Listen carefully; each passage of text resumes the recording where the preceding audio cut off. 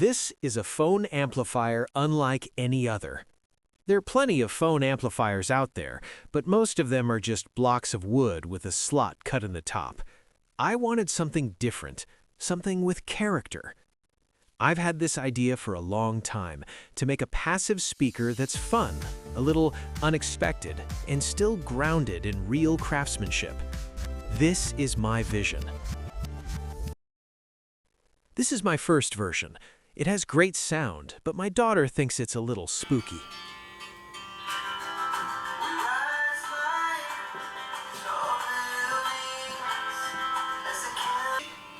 This is my second version. It's a happier face. The eyes still need some work, but this one has the loudest sound.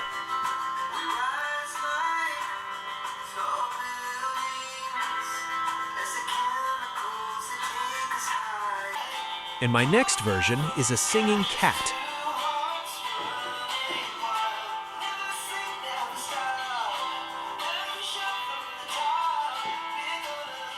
Let me show you how I make them.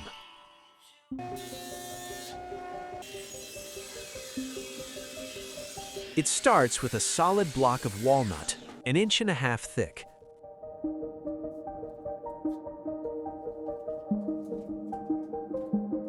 This project uses two-sided machining, so alignment matters. I'm using a fence to make sure both sides register perfectly.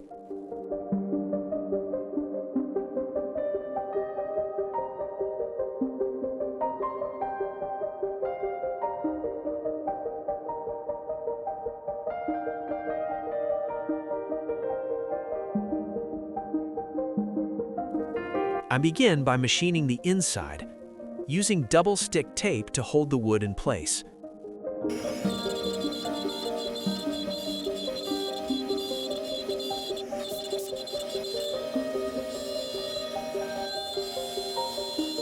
First, I route out the sound chamber and cut the slot for the phone.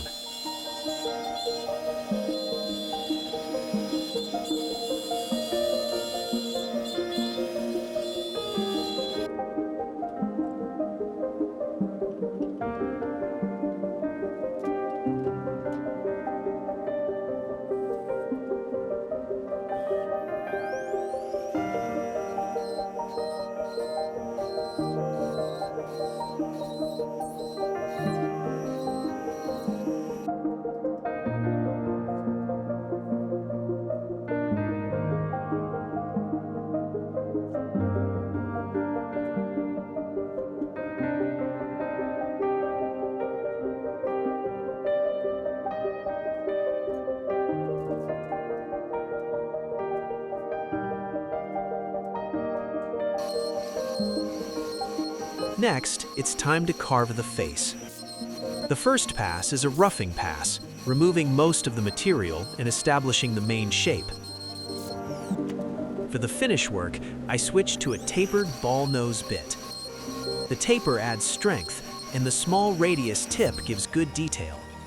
This takes a lot of passes with a very small overlap to achieve a smooth, detailed surface. I do have a smaller bit, but it would take hours to complete all the passes. This bit gives me a good balance of detail and time. I'll speed this up. There's something captivating about watching a face form right before your eyes.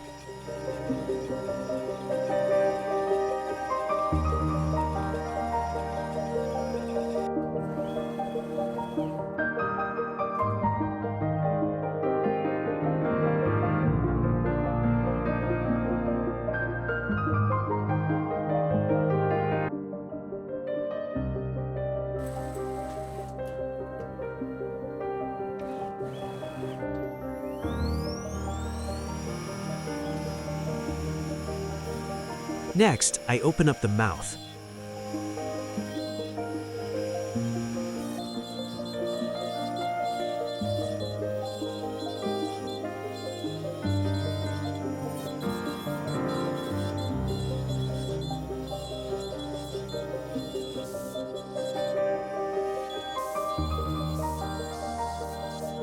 I run a profile pass to cut the perimeter, but I don't want to cut all the way through just yet.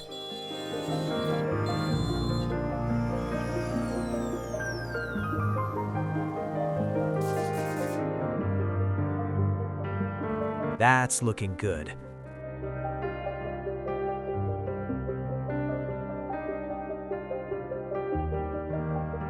Now it's time to machine the back cover.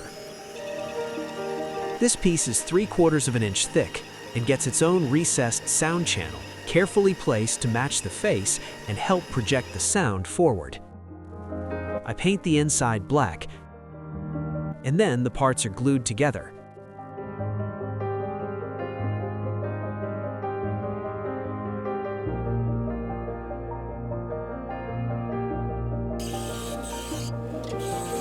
After that, I rough cut the shape on the bandsaw.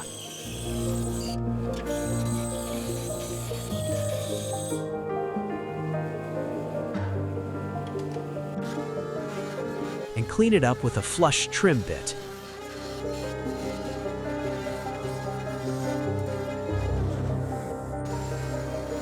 Once the edges are sanded smooth, it's back to the router table to round over the back edges.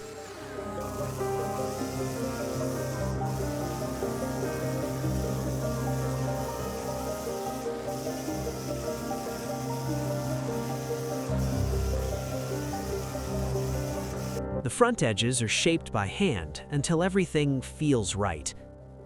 After a clear finish, it's ready to sing. What do you think? These would make excellent gifts. Everyone has a cell phone. Which one is your favorite? And do you have any ideas on what I should call them? Remember, you saw this here first. I'm sure someone will make a plastic knockoff, but this is the original. And if you enjoy this video, please give it a thumbs up and subscribe to see more projects.